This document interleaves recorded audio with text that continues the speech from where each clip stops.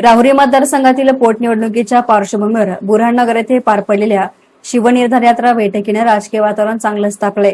असंख्य महिलांच्या उत्स्फूर्त उपस्थितीमध्ये झालेल्या बैठकीत ही निवडणूक आता आमची आहे, जनतेने ती हातात घेतली आहे असा ठाम निर्धार व्यक्त करण्यात आला। या बैठकीत बोलताना महिलांनी स्पष्ट शब्दात सांगितलं की भाजपाकडून युवा नेते अक्षय कर्डिले यांना उमेदवारी जाहीर झाल्यानंतर जनतेमध्ये उत्साहाचं वातावरण निर्माण झालं आहे। आज शिवाजीराव कर्डिले साहेब आपल्यात नसले तरी त्यांनी पाहिलेलं विकासाचं स्वप्न आम्ही सर्व मिळून पूर्ण करणार असा भावनिक सूरही या प्रसंगी उमटला। जनतेच्या प्रश्नांना आवाज देणारा नेता हवा आणि तो अक्षय कर्डिलेच आहे असा विश्वासही महिलांनी व्यक्त केला।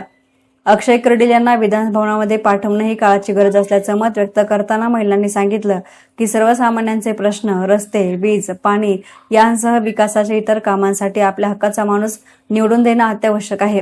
जनतेच्या प्रश्नांना आवाज देणारा नेता हवा आणि तो अक्षय कर्डिलेच आहेत असा विश्वासही या प्रसंगी व्यक्त करण्यात आला।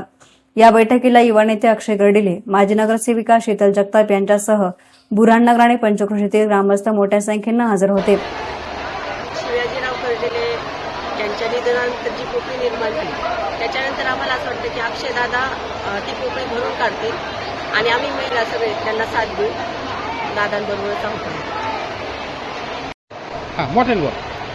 आज आपण सर्वजण इथे अक्षयदादांना जी आज उमेदवारी मिळालेली आहे त्याच्यासाठी आपण इथे जमलो आहोत। तर अक्षयदादांना उमेदवारी ही मिळाली हे आनंद आहेच आहे, पण सर्वात मोठं दुःख असं आहे की कर्डिले साहेब ह्या आनंद घेण्यासाठी नाही आहे। तरी आम्ही सर्व महिलांनी असं ठरवलेलं आहे की जरी कर्डिले साहेब नसतील, त्यांचे जे स्वप्न होतं, त्यांनी जे अक्षयदादासाठी पाहिलेलं होतं आणि ते आम्ही सर्वजण पूर्ण करणार आहोत। आणि आज सर्वांना हा पण प्रश्न पडला असेल की अक्षयदादांना का बरं निवडून द्यायचे।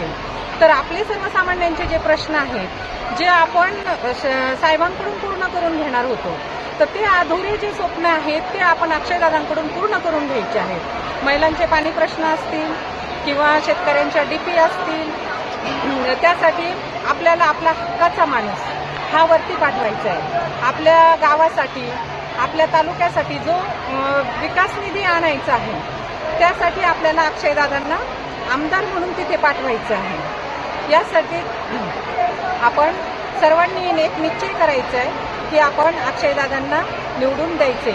येत्या 23 तारखेला कमळाच्या चिन्हावर बटन दाबून आपण त्यांना प्रचंड बहुमताने निवडून देऊ असा आम्ही सर्व महिलांनी निर्धार केला। अक्षयदादा यांना आज जी उमेदवारी मिळाली ती उमेदवारी म्हणजे आमच्यासाठी ना साहेब नसताना जी पोकळी निर्माण झालेली आहे आणि जसे आम्हाला साहेब होते तसेच साहेबांच्या जागी दादा हवे आहेत, नाही का। आणि आमदार म्हणून तेच पाहिजे आम्हाला 2026ला। कर्डिले साहेब यांच्या निधनाने रिक्त झालेल्या जागेसाठी आज आदरणीय आमचे लाडके युवा नेतृत्व अक्षयदादा कर्डिले यांना भाजपाने उमेदवारी जाहीर करून आमच्या सर्व लोकमताचा आदर केला आहे असंच मला वाटतंय। कारण अतिशय तळागाळातून उमलतं नेतृत्व म्हणजे युवा नेतृत्व म्हणजे आमचे अक्षयदादा आहेत आणि या आमदार पदाला न्याय देण्यासाठी नगर, राहुरी आणि पाथर्डी या सगळ्या जर मतदारसंघाला न्याय द्यायचा असेल तर मला असं वाटतं अक्षयदादांशिवाय दुसरा पर्याय जनतेसमोर कोणताच नाही।